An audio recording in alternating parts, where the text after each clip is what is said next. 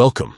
If you want to stay on top of every page invitation you receive on LinkedIn, enabling in-app notifications is the best way to ensure you never miss an opportunity. Today, I'll walk you through the updated steps for turning on in-app notifications for page invitations using LinkedIn on your PC. Let's get started. First, open your browser and head over to linkedin.com. Make sure you're logged in to your account. Next, look to the top right corner of your LinkedIn homepage. Click on the Me icon. This is your profile picture. From the drop-down menu, select Settings and Privacy. Once you're in the Settings area, find the menu on the left side and click on Notifications.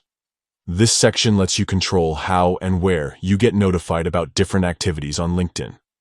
Now scroll down or look for the Pages option within the Notifications section. Click on Pages to open up all the notification settings related to LinkedIn pages. Here, you'll see an option for Page Invitations. This controls whether you get notified when you receive or send invitations related to LinkedIn pages. To enable in-app notifications, simply turn on the toggle next to Page Invitations.